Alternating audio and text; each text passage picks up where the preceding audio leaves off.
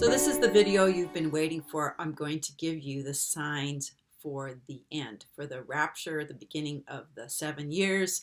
All of that is going to be in this video.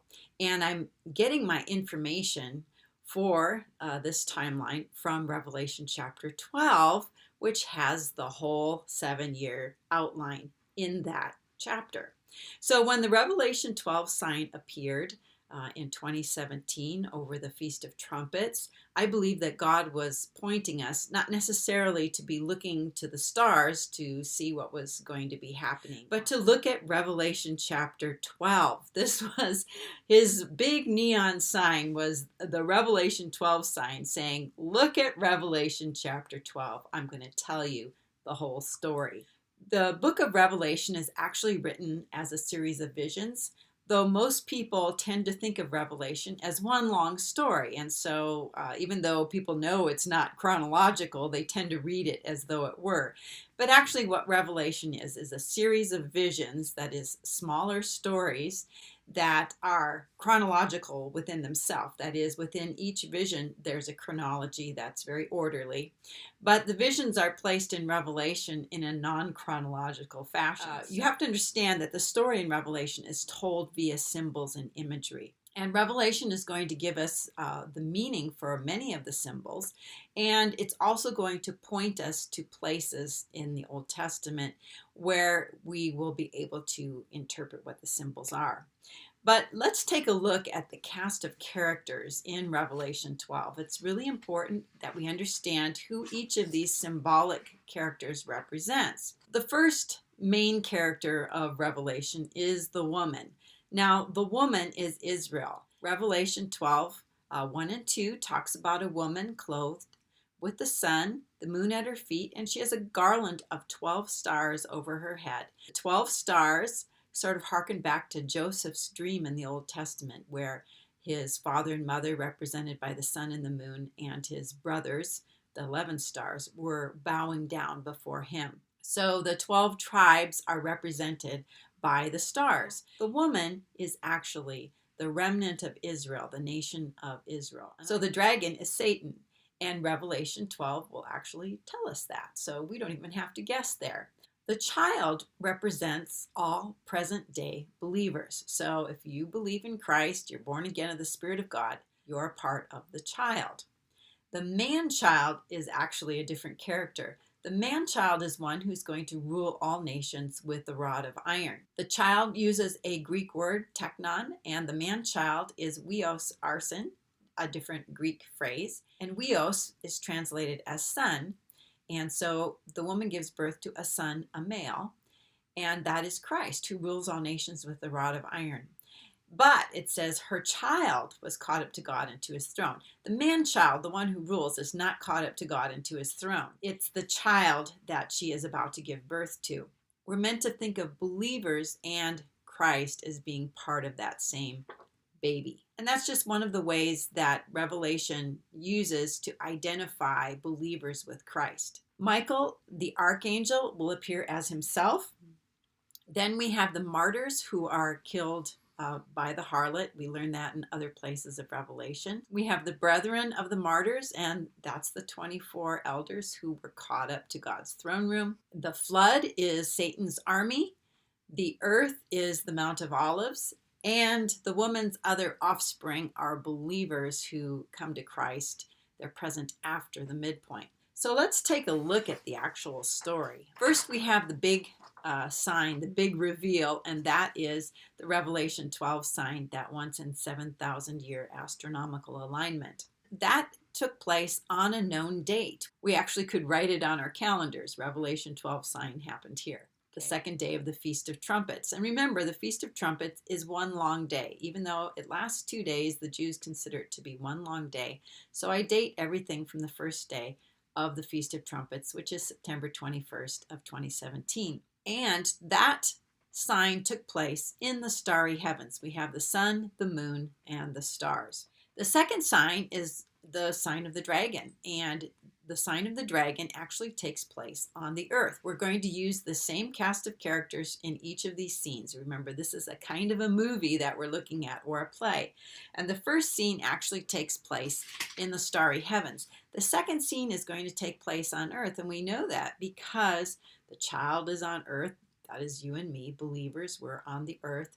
The woman is on the earth. So the scene moves from the starry heavens, takes the same cast of characters and places them on the earth.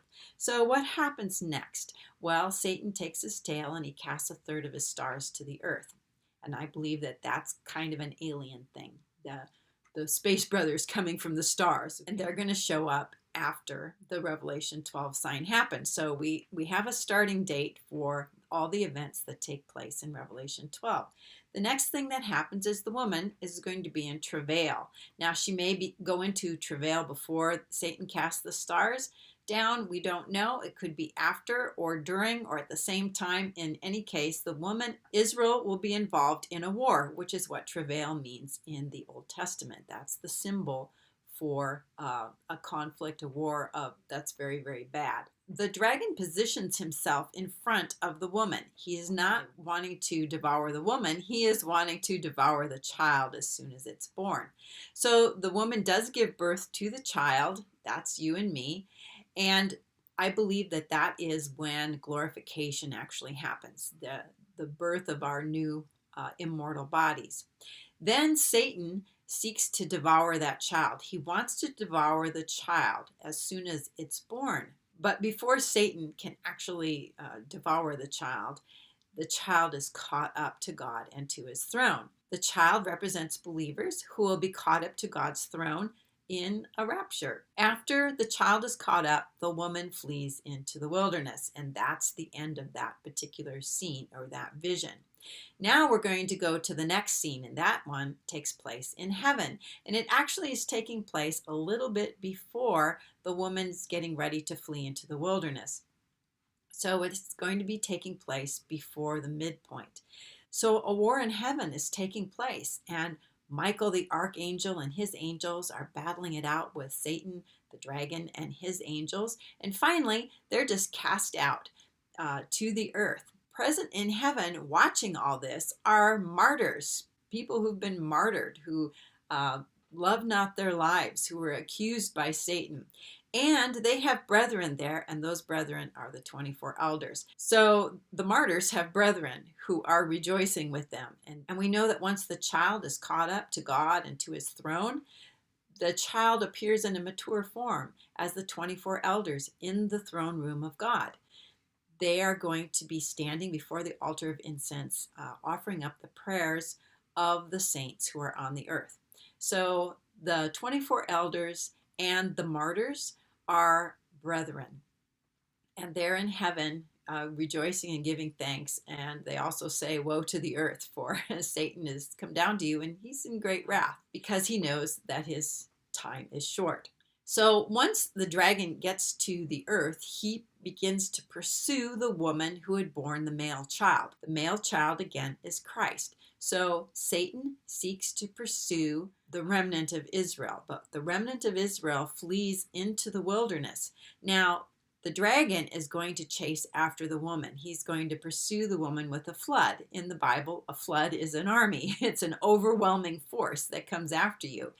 But this army will be destroyed. And how does that happen? Well, from other passages in Scripture, Zechariah 14, for example, we know that the Mount of Olives is going to split in two, and there's going to be a remnant that passes through that opening. And we know that from other passages that when the remnant of Israel flees, that's at the midpoint, it's after the abomination of desolation, that they flee, and Jesus says, don't go back, don't get anything, just run for your lives. Why is that? It's because that mountain is going to close back up again. It's going to swallow the army of Satan and the beast. So the woman will flee into the wilderness, and she's going to be there for 1,260 days. And she'll be in the wilderness for that 1,260 days, or time, times, and half a time until the return of Christ. So you can see how the whole 7 years is actually in this chapter.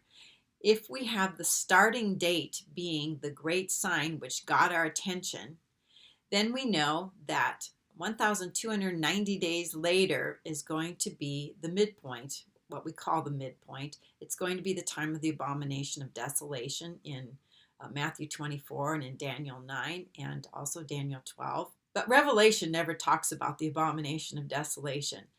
The midpoint is when the woman flees. Okay, so we have to sort of take various passages and put them together to know that all these things are happening at the same time.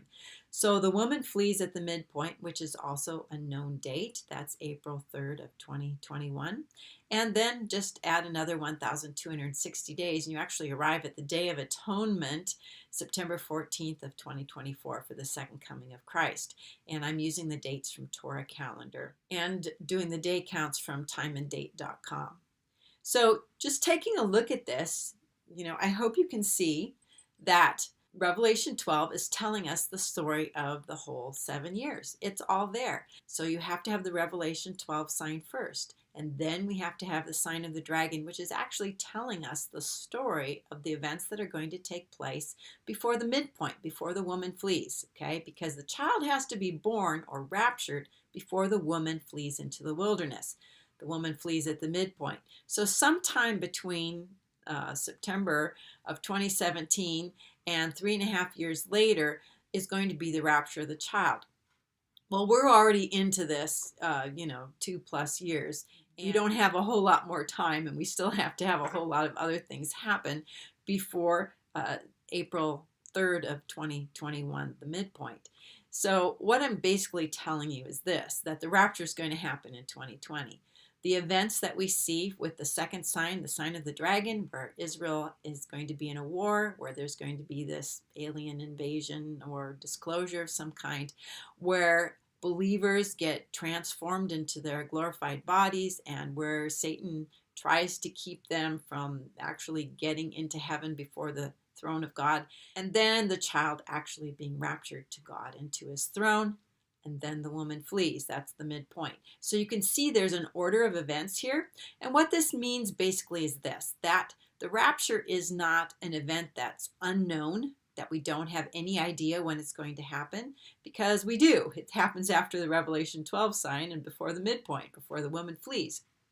And we also know that the rapture is not something that's imminent, that could happen at any time, because what this chapter is telling us is that there are events that precede the rapture. The other thing that this timeline is telling us is that the 7 years is not all the wrath of God, that believers are actually going to be going into the 7 years and can be present.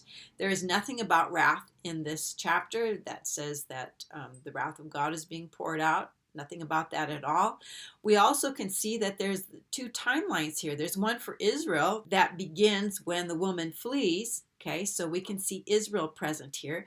And we also see believers. The woman gives birth to believers. So the woman is a different entity than believers. Israel is different than the church. So we can also see that present here in this timeline. So people who say that Revelation is only about Israel, well, the way the characters are laid out in Revelation doesn't give you that option. I hope that you will make this particular video go viral. This is a very important video, and I believe that the time has come when people are going to be open and receptive to understanding something different than what they've been taught over the past concerning end-time eschatology.